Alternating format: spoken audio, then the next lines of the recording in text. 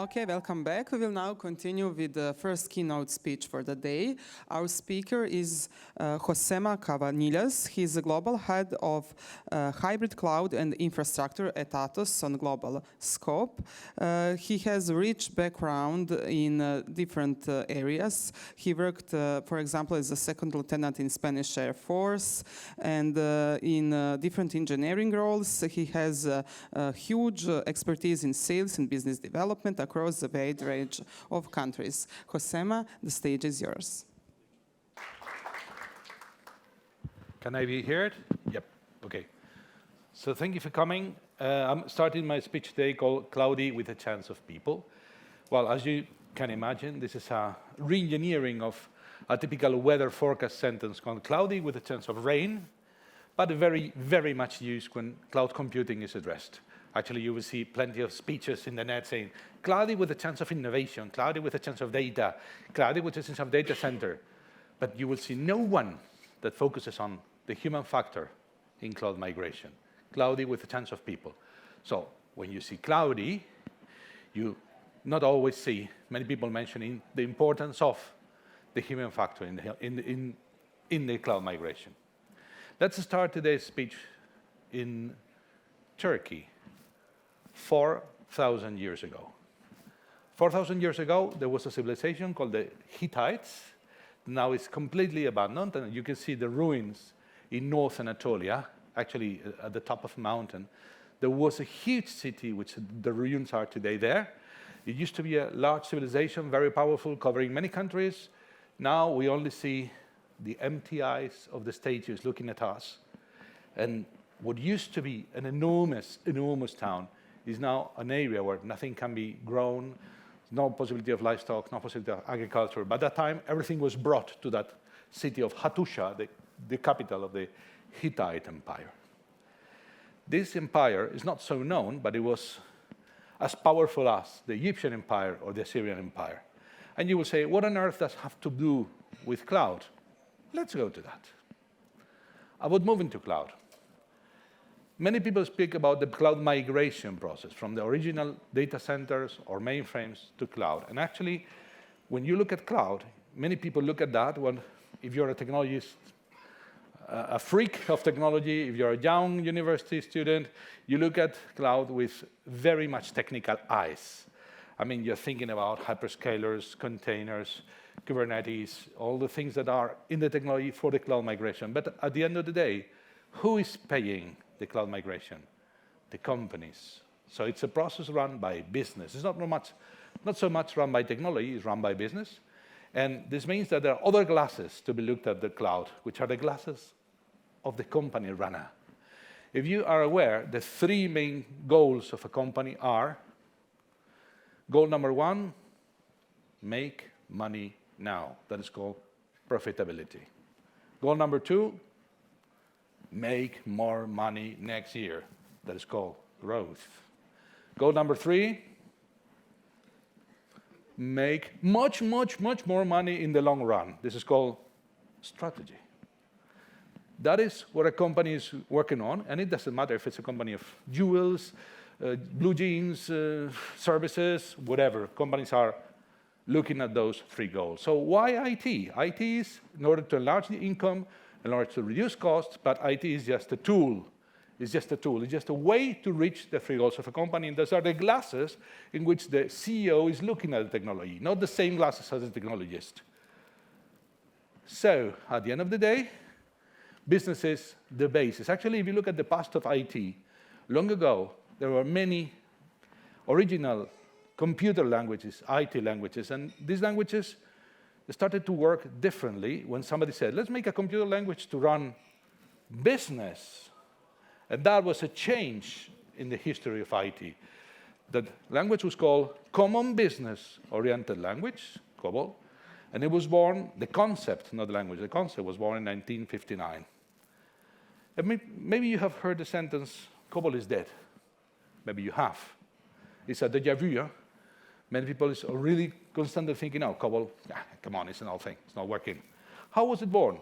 It was born in a very similar conference as this one, as this DSC Europe as we are now. It was Codacil in January 1959. They were very young people with the top technology, developing very interesting things, and they were starting to create that language. And suddenly, several companies said, let's create a language which is used for us, for our business. And the coordinator of that became a guy that was actually not part of a company, but part of the Department of Defense of the United States. And all the companies around him were preparing the language. He was the coordinator. The guy was called Charles Phillips. And this guy was, unfortunately, responsible for many other people's work. So he was blamed once and again, come on, this has to work. It's not working, it's not advancing. The language has to be released as soon as possible. It lasted 1 year. So it was released actually in 1960, 1 year later. Everybody was using him as a scapegoat. Actually, one of his friends made a little joke. He said, I'm going to give you a gift to show my respect. And the gift was a tombstone. It was a tombstone, the famous cobalt tombstone, which was produced just by a railway in the United States. There was a marble factory by the railway. And the guy, the friend of Charles, made a tombstone with a lamb on top to say, you are the scapegoat of all these people.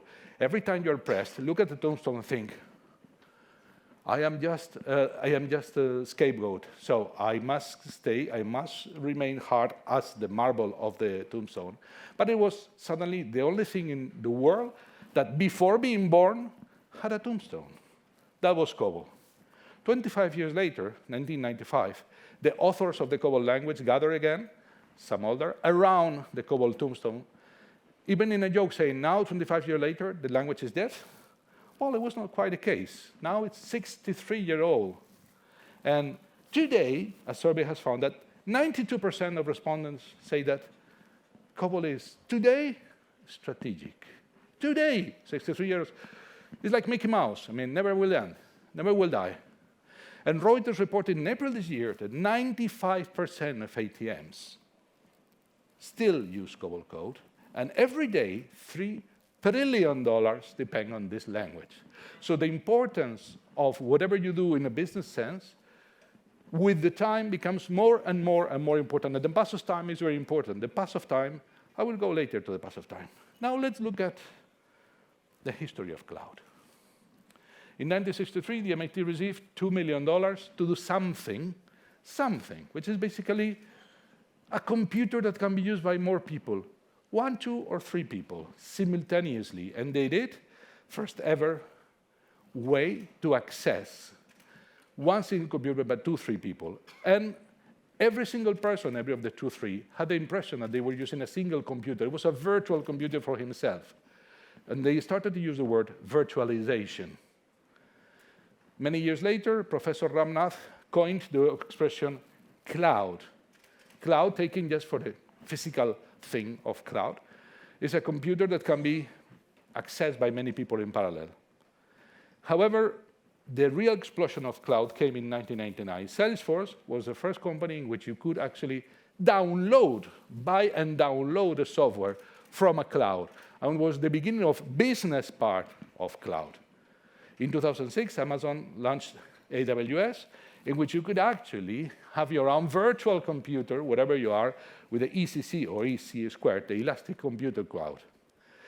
In 2008, the private clouds were born. Not public as of today, but private. So you have your computer in your private site, but it is somehow cloud managed.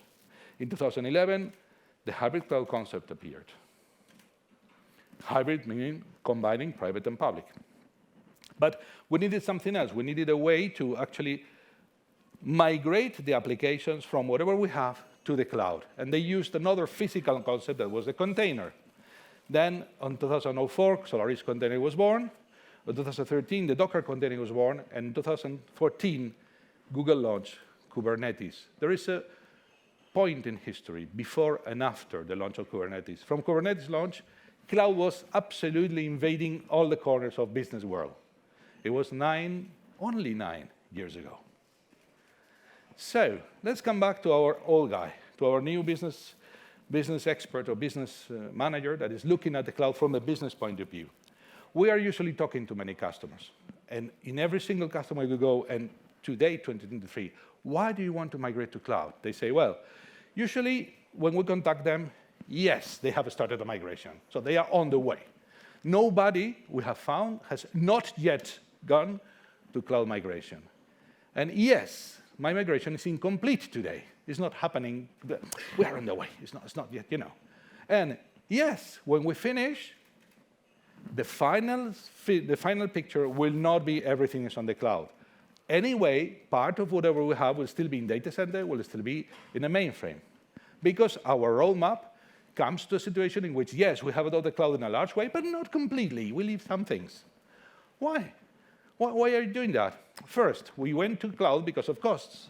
Yeah, we think it's cheaper to have a cloud. Second, we want to have more availability and more resiliency in the applications we have, so going to cloud is nice. Third, regulations constraints. That is a problem. Some of the data we have, we need to have them in the country. So we need to address it either on-premise, so it's in the country, or having the assurance that the cloud is sovereign, that the cloud is within the country where we are. In some countries, it's easy. In the United States, come on, you have local clouds. Some little countries, I was talking yesterday to a Slovenian colleague, there's no landing zone in the country from the hyperscalers. So it's some complicated to have sovereignty if you go to a public cloud. And that is a constraint with migrating to cloud in some specific data. Security, you can buy antivirus, but for sure the cloud is absolutely secure. You will not have problems if you move applications or data to cloud. Sustainability, some good willing entrepreneurs want to have a shortage, a reduction in carbon emissions, something you do when you go to cloud. Some others don't give a damn about the environment, but showing that to the public is good. You sell more T-shirts. So, yeah, carbon emission, that's good. Attrition, hey, I have a problem with my employees. The people knowledgeable about the old legacy systems are leaving. I don't have so many COBOL experts anymore, so many C experts, so many experts of the technology I have. So I'd rather move it to cloud. And another reason is streamlining. And this is not a technological reason. I have a company, and I have silos in my company. People that should be doing exactly the same thing with the same procedure are operating differently. I have silos. If I have different countries, in each country they do their way.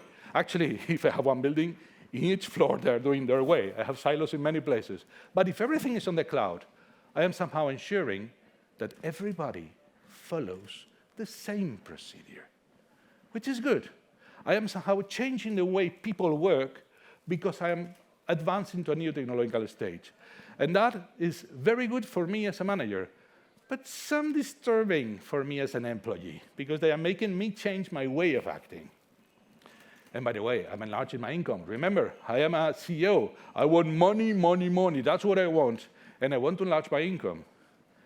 And if you look at today's situation of cloud, you find that more than 80% of enterprises have adopted hybrid cloud today. 47% are using more than one hyperscaler. So Microsoft, Google, Amazon, well, 2 of them. Well, 3 of them. 47%. More than 75% of data in the next decade will be processed at the edge and not locally. That is the situation today. So what happens? That we will contact the CEO. He's enthusiastic about going that. So we have to manage the technology, but we have to manage the enthusiasm. And that is a real bit of a problem. Who are we? We are Atos. Atos is a group business leading in managed services. We are working on technology services, so we don't make products, we make services. We are a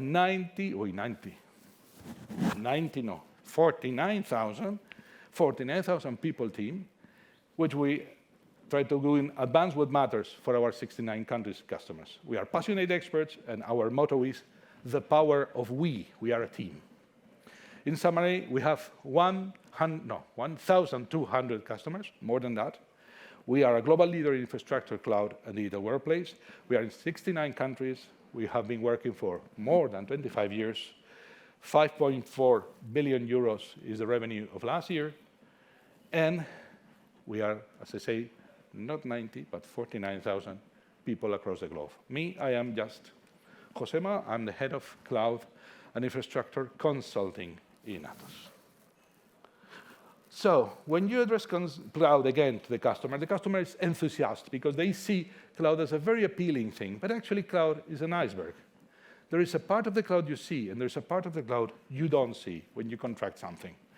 The visible part is, hey, costs will be transparent. I will see everything I have to pay. Hey, everybody can reach my applications. If I have an office in Australia or in Brazil or whatever, they go to the cloud anytime. They will reach everything. Hey, people that want to buy my services or my products will do it very quickly. If I have a new product, accessible immediately. And of course, if somebody wants to sell a product to me, I can install a product immediately in the cloud. So, it's so good. And by the way, if I happen to be very successful and I multiply my sales by 100, I don't need to buy 10 more computers. I just tell my hyperscaler, enlarge my capacity, much more cloud, much more space for storage, much more space for applications, full scalability. That's the nice part of the cloud, yeah. Underneath, there's the cost of integration. You're starting from a legacy system, and that is hard.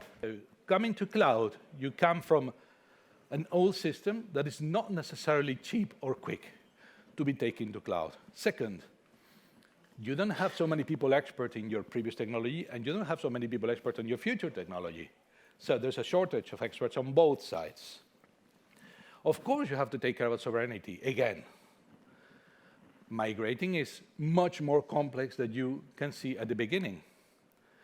You are used to operate in a specific way, but you go to cloud, you have to change the way you work. And that is an issue you have not seen at the beginning. By the way, during the transition, and the transition can be long, you have to pay twice. You have to pay the licenses of the legacy system, which is still working, and you have to pay the cost of the cloud, which is already working. So there is a period in which you have dual running costs. By the way, during the migration, some services are stranded. So at the end of the movie, everybody's happy. But during the movie, things are not so easy. And then you will have some interruption of service. So we need to manage the enthusiasm. This is the user cycle of a company. The company has an initial period we call the innovator trigger, in which they say, hey, we're going to cloud. Come on, immediately we will be available everything. We will speed up the innovation. We will circumvent the processes. We will adapt to market trends. We're there. Come on. The second part is the peak of expectation. We're a cool company. We'll do it in 2 months. Yeah, come on. We're finding it very, very easy. However, our promised benefit about realizing the effort, maybe our expectations were too high. Our cultural mindset are not what they should be for adopting the new technology. And definitely, we have to start thinking in a more realistic way. And we have to change the way we work. Traditional operating model is colliding with the new technology, and that is a huge problem. So our enthusiasm go down, and we go through the through of disillusionment. We don't have an idea of what is happening. Actually, we know about cloud less than we thought we knew. That's the first sentence. The second sentence is, the manager is an asshole. That is very quick. I mean, second sentence in a discussion, the decision is wrong, we shouldn't have started, the management does not have any idea what we have entered, we have to change the things, our operations is basically thought to drain resources, to be cheaper, but also to fire all of us, you know? Because what are they doing this cloud thing? To fire me. That's it. I mean, and I'm helping them to do that. And then we need to educate ourselves, we need to educate our leaders, we need to educate our providers that using cloud is not what we thought it was going to be. We need to work on people. Cloudy with a chance of people. The final stage is, well, this is good, but we have to work a little bit on that. So we have to do the alignment. We have to change our technology, but we have to change the way we work. We have to change the way we act. We cannot make a data center on the cloud. Having a cloud is different from working on a data center. And little by little, convincing the people, you really undertake the very good task of having a cloud in operation. However, during the legacy system migration, there is plenty of traps. That is not the first step. So when you go to a company and say, I'm going to move you to cloud. Yeah, but you're not the first transition. We are a 200-year-old company. We are making jewels since the 19th century. We didn't have computers before. Then we digitalized 40 years ago. And now the second change is this to cloud. So at least there is one step that somebody has done an IT thing. But it can be 7 steps. I mean, they may have had several IT installations before you come to migrate. And the trap is that actually, in the software you have to move, there are bugs. And you're supposed to have a cloud with no bugs. And you're supposed to heal or solve or remove the whatever bugs happen in the software you are migrating. And actually, the software happens to be hard-coded or half-hard-coded. So there are some things which are trappy there, and when you move them, they cannot be hard-coded. This is not flexible. Yeah, I moved them as they are. No, we cannot move them as they are. By the way, the data are not precise. Well, more or less, no. More or less, no. You have to have accurate data before we move. Otherwise, the same problems in the lack of data curation you will have in the cloud, and we cannot afford that. Everything is in order, and when you scratch, no, there is a mess. And the mess has to be redone by somebody.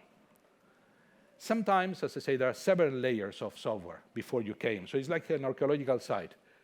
Yeah, you start with the software, then another software will build, then another software will build, and you have to deal with that. Actually, there are changes between the layers. In layer 2, the software was right. In layer 3, the software was wrong, but nobody took care of that. And there are stones. The stones are the worst thing. You're accessing a very, very good software mode, and there is a little bit which is in basic. Why is it in basic? Oh, because it worked, and we decided not to move it. Oh. Should I keep it in my container new approach? Oh, you have to change it. Oh, you have to change it, so I have to redo your software. I don't need to migrate. I don't have the time. You told me to do it in 2 months, 6 months, whatever. I don't have the time, and I don't have the money. You are paying me for moving your furniture from one place to another. You didn't pay me to build again the Cathedral of Notre Dame. I don't have the time. I don't have the money. I'm sorry. I need to decipher what happens in the software. I need to decipher the processes and the people. Because when you talk to somebody and say, how is this working? He's not going to tell you the truth necessarily, because he's not necessarily interested in telling you the truth. So deciphering becomes a need.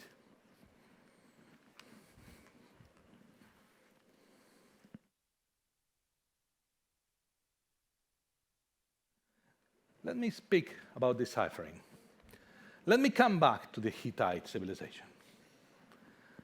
Hittite writing was a very complicated writing to be deciphered.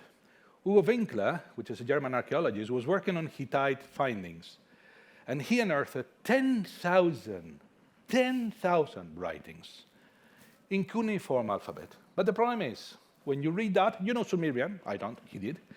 You know Sumerian, you know Assyrian, you read this. You can read that, but what it's written there is bullshit. So it's either an unknown language, so nobody knows Hittite, or maybe they use a cuneiform alphabet with a different reading, but we don't know. So there are 2 levels of uncertainty for understanding any tabloid. This guy, Hugo, made a great work.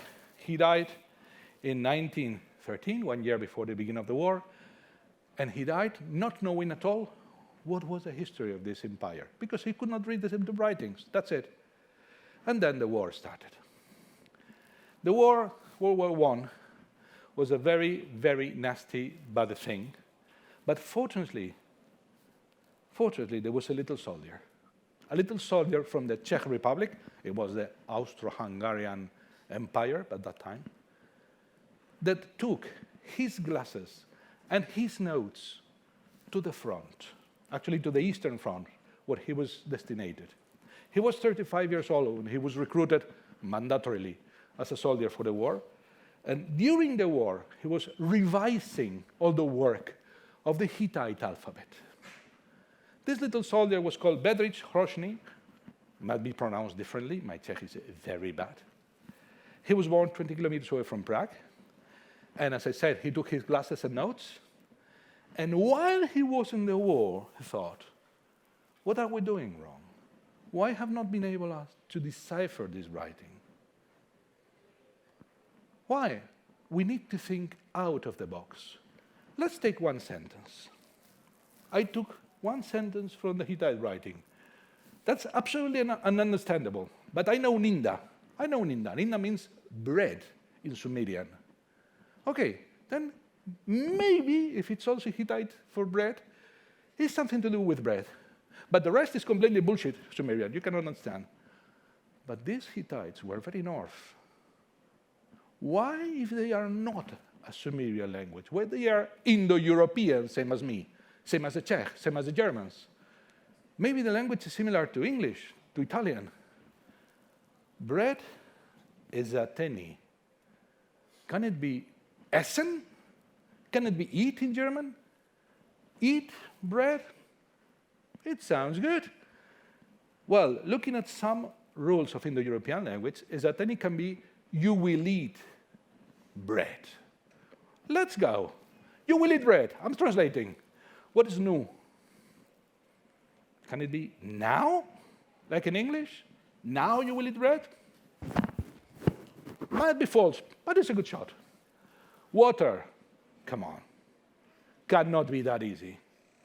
Is it water? What is ecuteni? Aquae in Latin means waters, liquids. So it can be drink. Now you will eat bread, and then you will drink water. That was the first ever translated sentence of Hittite by this soldier in the middle of a war in the Eastern Front in World War I. When he was back at home, he had translated many hundreds of sentences of Hittite, and he published his first description of the Hittite language.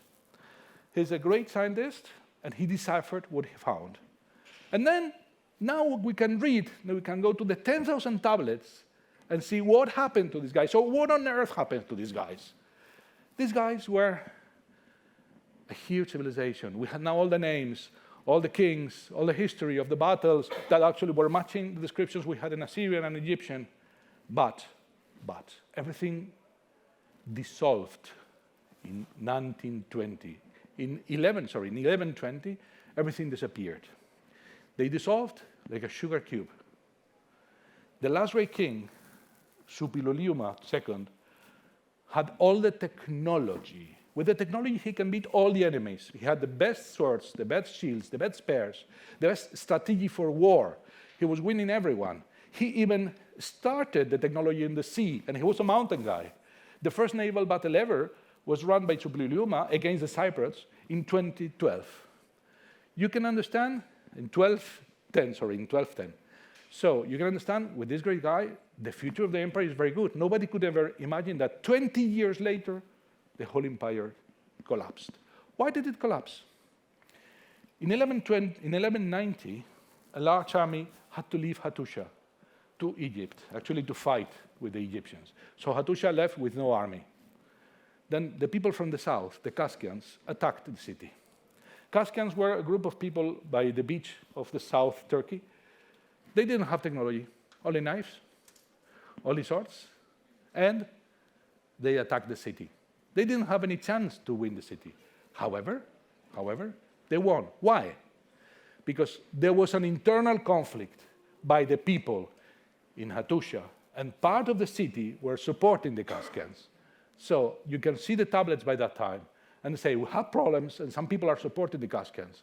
Then they opened the doors of the city. The two sides were very balanced, and everybody killed everybody.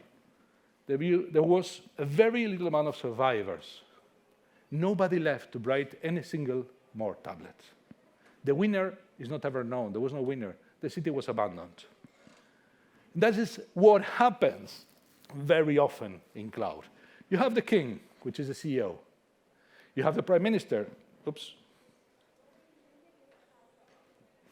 Sorry, problem? Okay, thank you. You have the prime minister, which is the CEO, and then the king, the CEO, says, okay, we need to work intensively. We need to do technology initiatives and prioritize on the business goals and plans of the company. And actually, the investments are scrutinized for the potential return, and the technology is enhancing our business agility. That's what the king has in mind. The prime minister has other things, trying to utilize technology to break into new markets, trying to leverage data to improve customer experience, and attempting to streamline processes, optimizing efficiency, and reducing costs. But there's somebody else in the company, the employee, which has another line of way. He thinks that I am happy with the previous system. I have managed to be essential, and I am necessary for the operations. By the way, with this cloud stuff, some of my colleagues are trying to promote, and they will be my boss now, which I have to try to prevent. But anyway, all this cloud migration progress is just to kill my job. That's what they want to do. So I will be as less transparent as possible in the migration process. I will not say about the words. I will not say about the processes. I will not say about anything. And when everybody asks me, what about the cloud migration? Bullshit, it's not working. How difficult is it going to be? Manager is an asshole, usually. And I will always find a way, anyway, in a new cloud migration, when the migration is over, to create silos again. That is what he intends to do. One company, many voices. Technology is not enough. You have to do more things to have a successful cloud migration. So you have to encompass and not ignore what the employees are thinking. Usually, we have 7 kinds of consulting projects, and in each one of them, we try to address what the people want us to do. The first one is the status quo analysis. So the CEO says, I think I have a cloud, but what do I have? How many virtual machines I have? How many applications? How many data? How precise it is? Because some of my employees are not necessarily transparent of what I have. I need somebody from outside to say, what on earth do I have? The second one is, what is happening out there? What are the trends in technology? My people doesn't know it. They need to know what is happening. If I am an oil company, what are the other oil companies doing? Are they implementing cloud? Are they not? Which technologies? By the way, I have several projects for merging the clouds I have. I need a periodical assessment. I need you to come once a year here to see how the migration is, how the implementation is, what is compared to the new trends, and which things I have to change. And that includes analyzing how the people are accepting and collaborating with the migration process. The process roadmap is a very, very typical consulting project. So a company is in A, they want to go to B, and they want to know the roadmap. And they say, that will be 2 months. Then we come back to them and say, no, it's 1.5 years. Come on, cannot be 1.5 years. Yeah, because you have to do many, many things. And we have to conclude that after a deep observation and discovery of what's happening in the company. They are also asking strategic consulting. I know I am in A, but I don't know what should be my destination. What is B? Offer me 7 different B points of destination and the 7 different migration paths, and I will choose the best one. Tell me what do you think is the best one, and I will choose the best one. Then you have to do it, again, with a discovery phase that understands how the people are accepting and how this is working. Number 6 is extremely, extremely positive for engaging the people in the process. Target operating model is the way the people in the company collaborates with the service company, and the people in the company collaborates with the suppliers. So you involve discussing with the customers, you involve the employees in the process. They have their say, and they have their opinion, and it's extremely positive for ending up having the employees of the company very much engaged and not trying to jeopardize the cloud migration process.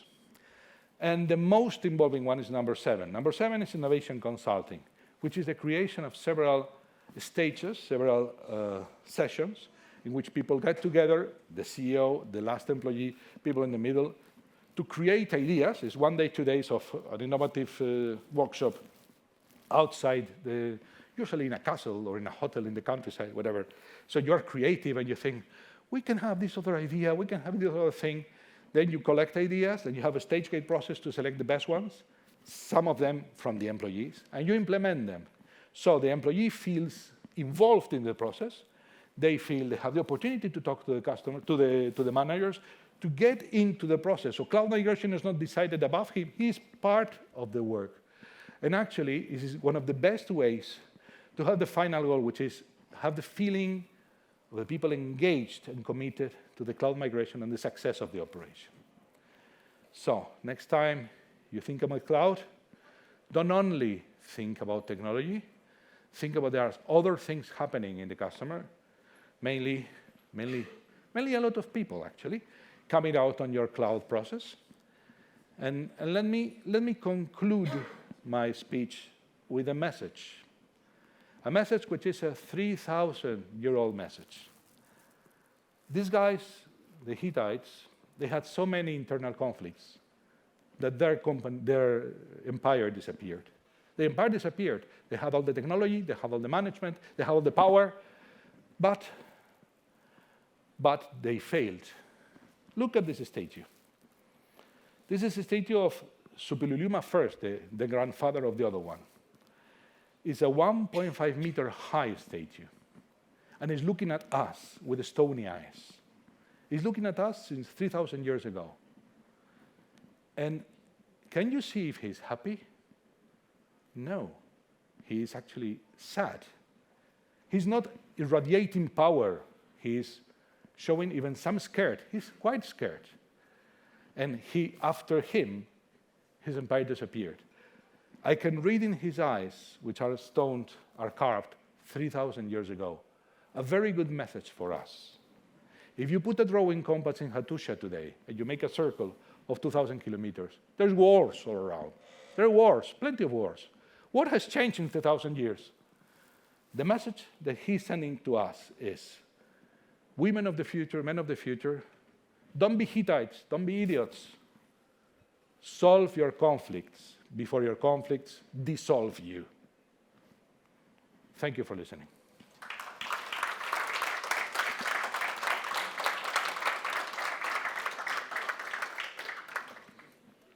Any question?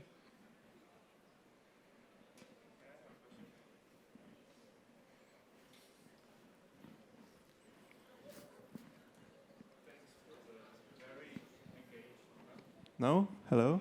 Yes, it's no. For the very engaged talk, thank you. It was really very enjoyable to listen to you. I was thinking about at the start you showed this timeline of the companies where they go through they're very excited about the cloud, and then they realize, okay, it's not so easy. Then they go down, and expectation goes. I was just wondering, what is the timeline there? What would you say, like, in what time span does this usually happen? I know it's very dependent from company to company, but it's not 1,000 years and it's not one day, right? So can you give me like a mean of the time scale that you have presented? Complete cloud migration with full operation of everything is 2 years. It can be less. But it's not so much of the size of the company. It depends on the complexity of the migration. Because a company can be very big, but whatever they migrate can be small or can be bigger. Usually 2 years, it can be 1 year. It can be 5 years, right? But usually the only way to succeed is to engage everybody, which is not in the request of the company. The request of the company is, come on, move everything to the cloud, that's it. And then our answer is no, just a moment. You have to do many things. It's not just a technological thing.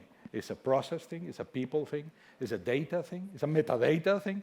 I mean, there are many elements to be taken into account, and none of them is quick. And during the first year is the discovery period in which you find out all the layers, all the problems, all the people against, the traps of the legacy, the lack of quality in the data that you have to manage.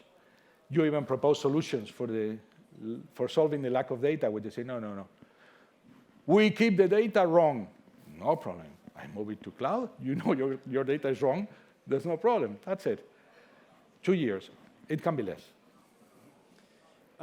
But with these expectations, right? I mean, it seems that there's a lack of knowledge, right? Because if everybody would know what it really requires to move their data, their infrastructure to the cloud, they would be more realistic. There wouldn't be so much disappointment, right? So I assume you accompany companies, you give them advice, right? How to do that. But it seems that even if they are, advised, it seems that this disappointment shouldn't be like that. Right? If you say, if you want to reach goal B, then you have to do this and this and this and that. So does this mean companies are ignorant of that and they say, no, let's go anyway with full speed ahead, no matter the cost? Or what is your experience? Okay, companies are at the end of the day not companies. You have several individuals in the company. And there's somebody, I mean, in the company you have a CIO. And the CIO usually have 2, 3 people around which are telling him advices on how to manage inside the company, how to manage the IT. It is very difficult to convince somebody which is ignorant that he is ignorant, because he's not ignorant. If nobody knows, it's you. And then it's somewhere complicated. So there is a process involving several meetings with them and several discussions in which you convey the message that maybe the information they have is incomplete about how the process is. And then you start working on the different steps. So you have to work on the process, you have to revamp your own processes, you have to change the way you work. And we try to make this hype down, say peak, valley, and then continues as smooth as possible. You are seeing the theoretical one. We have experienced some better ones. With hype anyway. I mean, you have the peak, you have the valley, but you can manage that. But then we are working with large customers. And large customer means 100,000 employees or more. Usually enormous companies. Very difficult to find anyone without silos. Very difficult to find anyone with an IT director that really knows everything, because they don't know everything. Maybe about technology, yes, but not necessarily about the process. Hi. So how do you decide which things to migrate first, which applications, which data? What's the criteria? We have a criteria, right? And the criteria relies on the complexity of the software and the complexity of the data. Sometimes, maybe 10, 15% of times, we propose and it's adopted. Many other times, when we talk to them, they have already decided what to migrate. Say, we're going to have to migrate this. Is it you or somebody else? Well, okay, it can be us, but this is the time, this is the cost. So the criteria is complexity? No, one of the criteria is complexity, but there are more criteria. Because we need to have something we call discovery phase, in which we discover the complexity, but also the different, even languages in which the legacy software is written, the different data sites and data store that they have. We talk to the people, and we understand how the people working, how flexible they are, and how the processes work, and how often they change, right? And so we understand the human landscape, I would say. And then during the discovery phase, we have some conclusions, and we say, okay, this is what you should change, or you want to change this all, which is a little bit too much. Our suggestion is first stage, second stage, third stage. You can do it in 5 years. Thank you.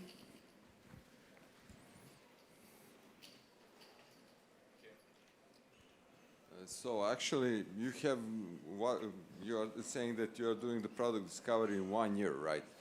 So No. If I said that, I didn't say it wrong properly. During the first year, we discover many things. The discovery phase can be 1 month, 1 month and a half. But after the discovery phase, during the implementation, you do discover new things that you have not been able to discover in the discovery phase. So you continuously feedback, let's say, your process. And sometimes you change the plan, because you discover things you didn't discover in the discovery phase.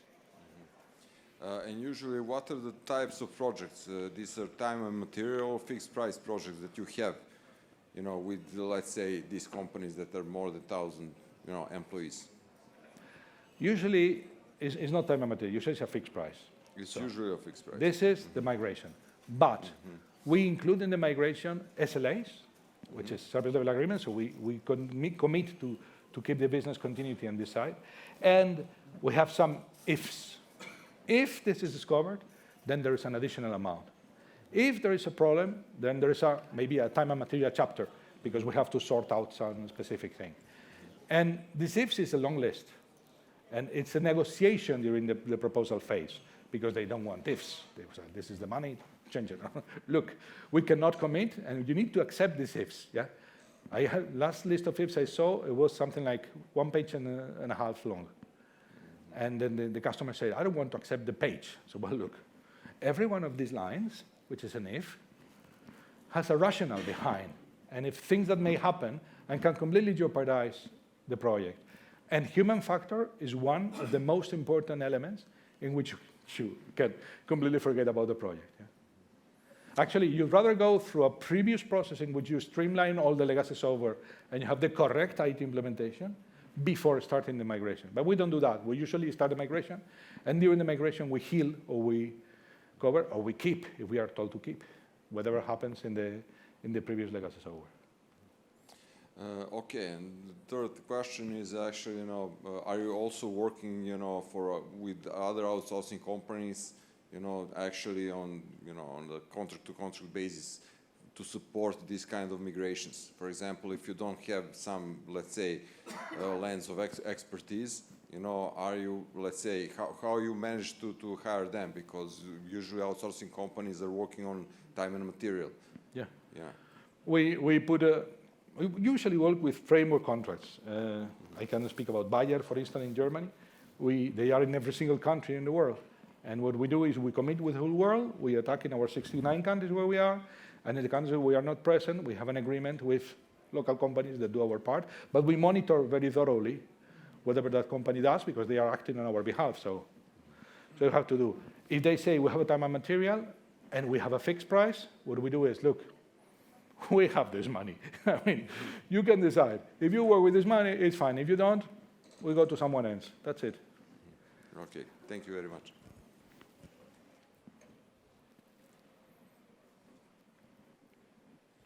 What kind of profiles do you usually include in migration? So I imagine some kind of architects, data engineers, cloud engineers, DevOps. Yeah. Well, okay. We have first consultants, which usually are of the same business context as the customer headquarters. If they are Germans, I mean, not just the language, but the constellation of business and the understanding of what exactly they want. Industry experts. Yeah, we call them advisors. No, it's not industry experts. Let me go. It's advisors. So they have the interaction with the customer. Then the advisor behind, he has horizontal technological experts, which are experts in cloud or in infrastructure, in network, in some software part, because they have some software technology to be migrated, of course, in containers, and vertical experts in that specific segment of market. If it's an oil company, oil experts. If it's a bank company, bank experts. So we can understand from a technological point of view all the technological needs, and from the business point of view, the needs and the processes of that company, which is different because of the nature of that specific company. And there is a third kind of people, which are project managers, or let's say people with a certificate on how to run a project properly in time and in the resources, so formal PM certificates, in which the whole project, I mean, all the set is done. And there's usually a CXO involved on our side and on their side, which are chairing and meeting every 3 months to say, everything's okay, okay. We will whip somebody if this is not working, and things will change. Thank you.